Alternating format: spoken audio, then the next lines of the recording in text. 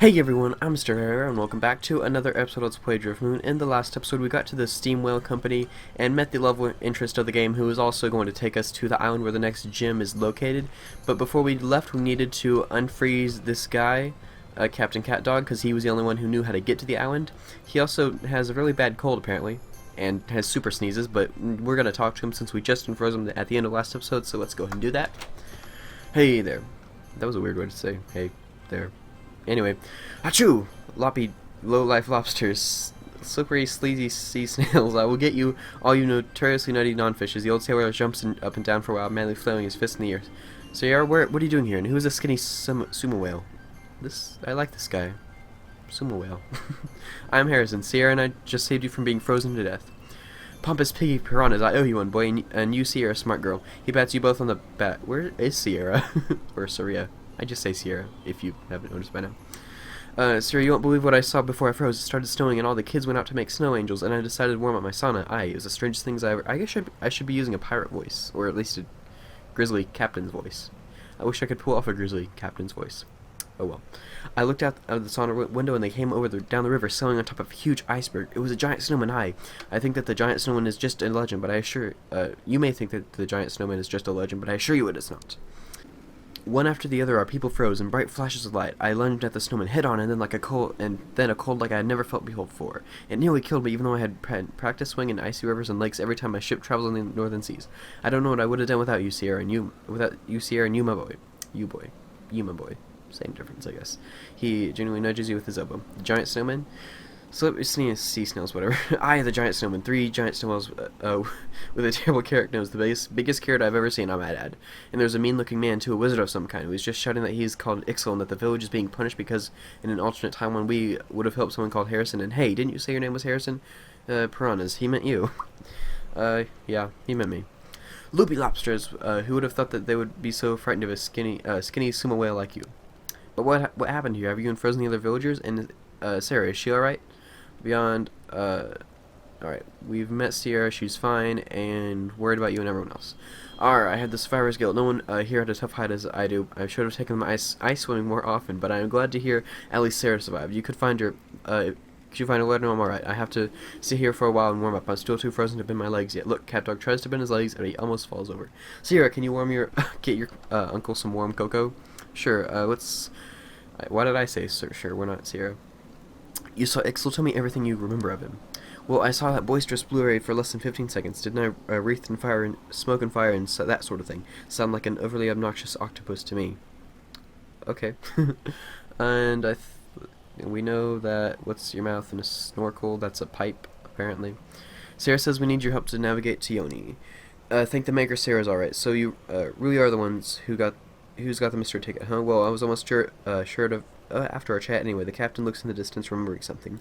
You do realize that the locals have been waiting for you coming for 1,000 years. Let me see if I can recall the rhyme we used to sing as kids. You brace yourself as the old sailor starts singing with a deep, raspy sound. Yeah, I won't be singing, unfortunately. Harrison, 1 luxury cruise to Ioni, hi-ho, hi-ho. No pirate, no shark, no shipwreck guarantee, ho-ho, achoo. Cash paid up front, and it's not for a pony, hi-ho, hi-ho. Who will help him meet his end at sea, ho-ho. Well, that's a lovely song. Certain death awaits those who would go to Yoni. The reefs, the dark sharks, the currents, the pirates, and that horrible undead man.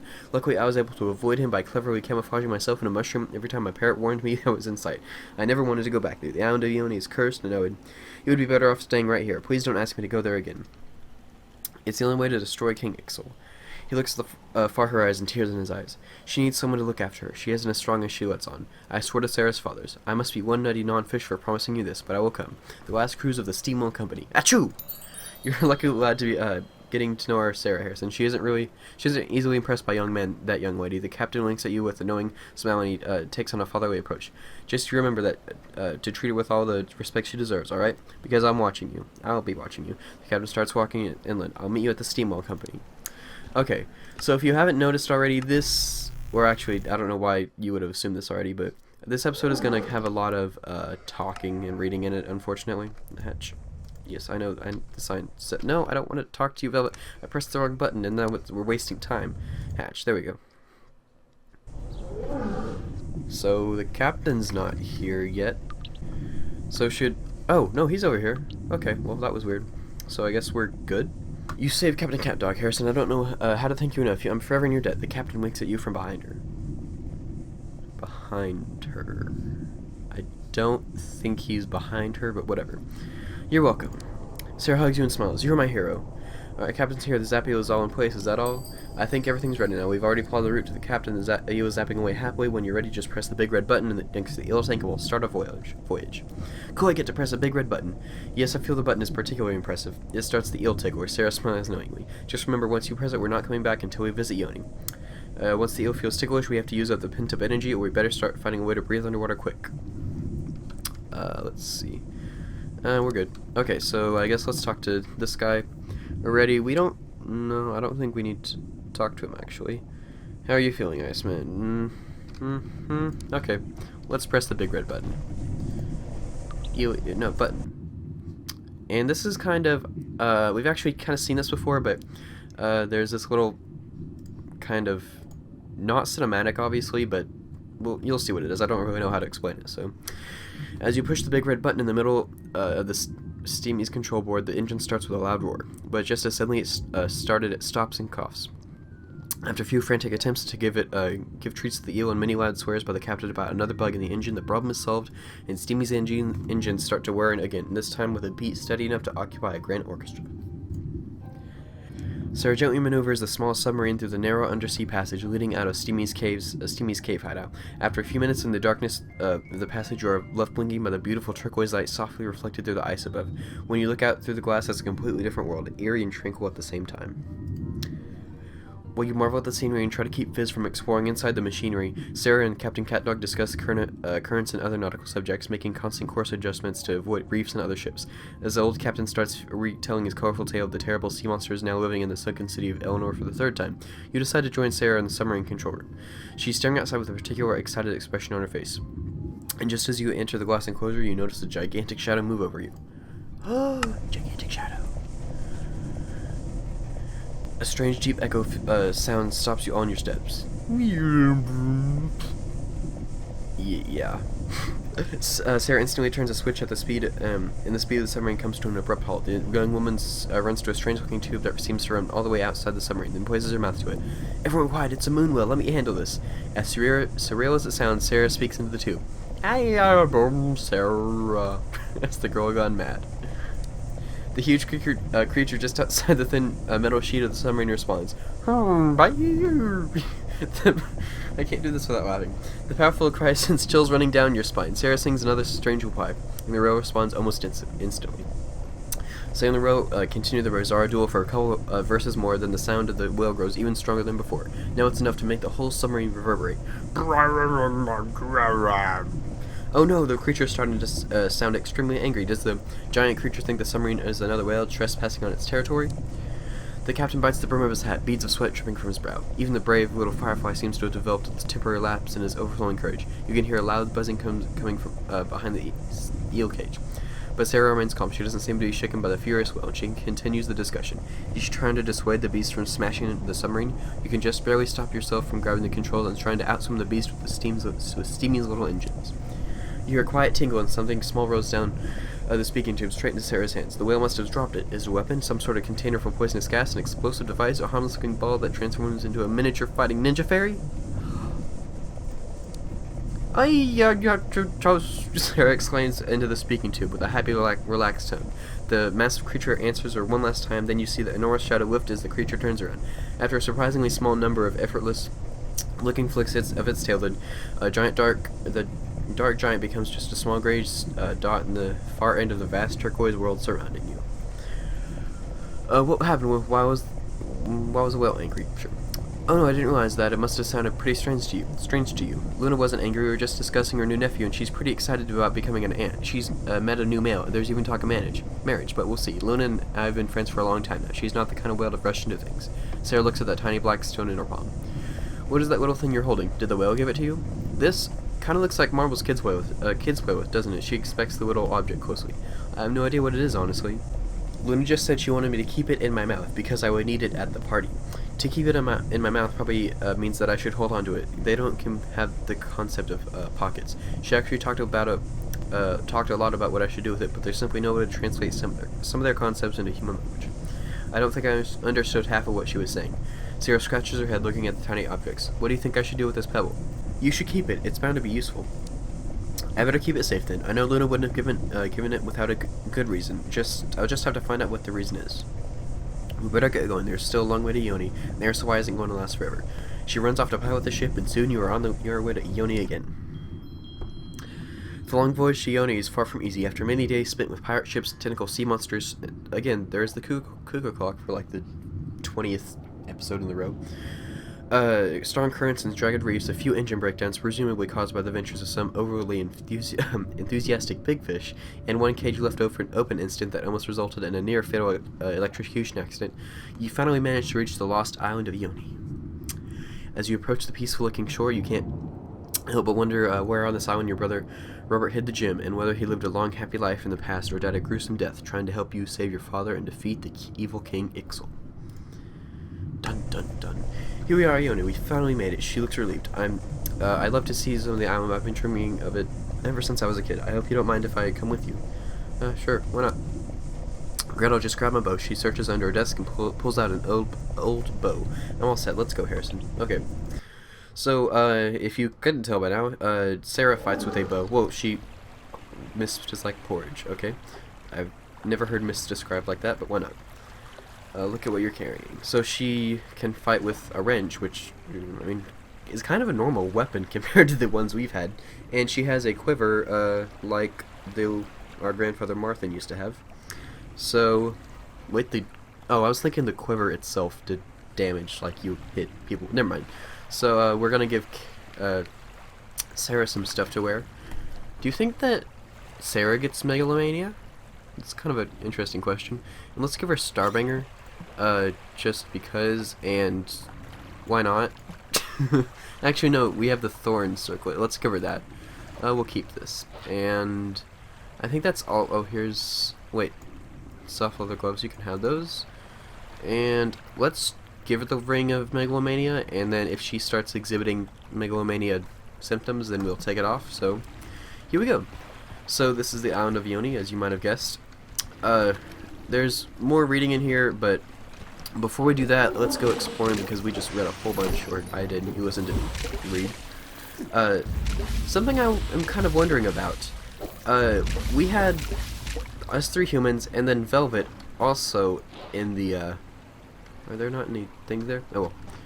Okay, let me turn, the shift, no, tab, that one, there we go. It's the ring, isn't it? Oh, did she say something? I wasn't really listening or watching. The greatest hero Driftmoon. Oh, goldfish. Okay, I think, yeah, I guess let's take the ring off. I mean, it's not necessarily hurting her, but it could get annoying. There's a silver feather under here. There are actually a lot of silver feathers in this area, if I remember correctly. Over here. Okay, but back to what I was saying. Where did Velvet use the restroom? It's kind of something I was thinking about. Can you not walk? Oh yeah, there you go. You can walk on this, and there's stuff over here. Where's the goldfish? Yeah, where's the goldfish? Ancient coin. Oh, where's the goldfish? Ooh, XP, nice. Oh, and I'm not sure if this is a bug, but you can, underneath this log, you can actually see the coin, but, oh, I guess you can get it. I'm not sure if that's a bug or not. It seems like you'd need to, or should have to, can they get over here? Move the log first, but oh well. So, here we are on the island. Oh yeah, I was gonna go to the old stone shack. Okay, and read Eugene Catdog's diary. More reading. Yeah. I, Eugene Catdog, finally made it to Yoni, the Yoni, where no man has ever been before. Note to self: the squid ink works like a dream.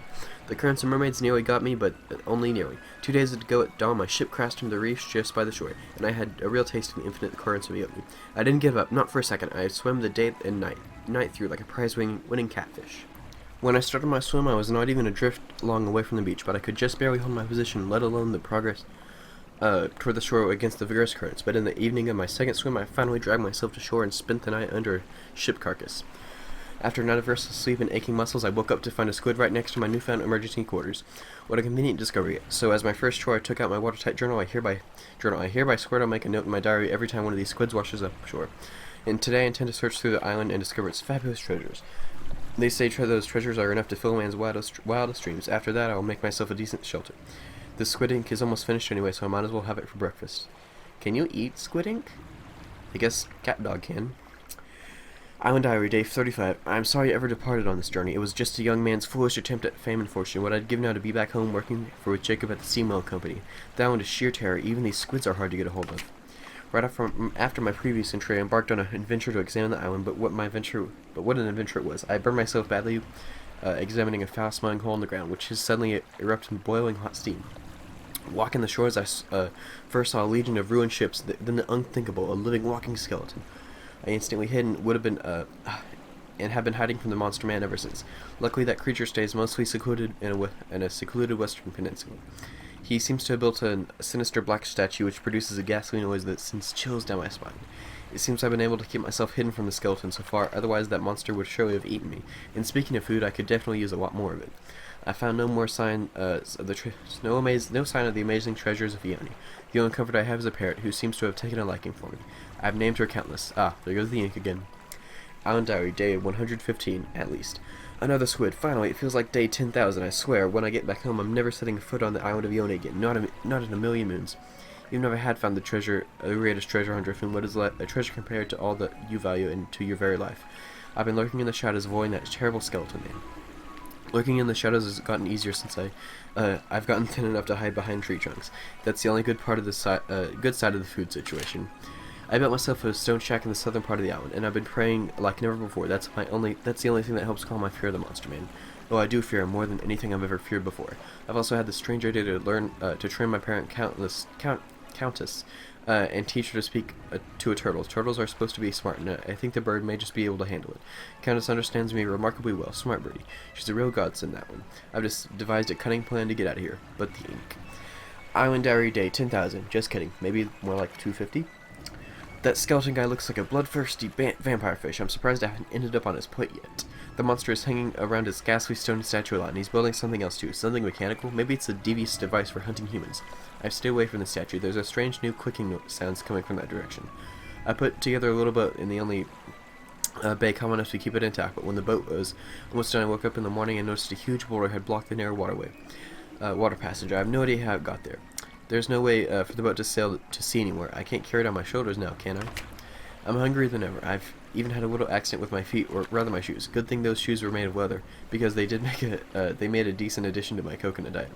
Oh, and Countess is progressing surprisingly well. If I'm on the map, I think she's already talking to a Dagoo. Eventually she'll Drats ink. Island Diary, last entry, something like day 350.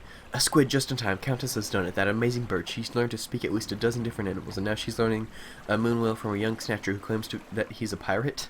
That sounds familiar. As weird as it sounds, the snatcher is actually speaking some human language too. I've been able to understand him, and Countless are currently on a trip to find a moon whale and convince him or her to save me from my prison. I was supposed to travel inside the moon whale's mouth. Even if the whale eats me, I'd much rather end up eaten by a whale than some creepy undead fellow. And if he doesn't swallow me, I'll finally have a chance to return home. Here I come. P.S. I'll leave the star right here inside my humble abode in case some other poor human never walks on these wretched shores again. Okay, now that we just talked for like 20 minutes, I think that's going to be the episode. I'm sorry that wasn't exciting. I didn't expect that to take as long as it did. So if you have enjoyed this incredibly, probably boring episode of Let's Play Driftmoon, please comment, rate, subscribe, all that fun stuff. Next time we'll actually be doing something on the island. I'm glad you're my pal too, Fizz, or wherever your thing is. So until next time, I hope you guys have an awesome day, /night, /morning, /evening, /whatever other vaguely specific time of day there is. And I think that is about it. So next time we'll be doing something not reading a lot, I hope. Maybe. I don't know.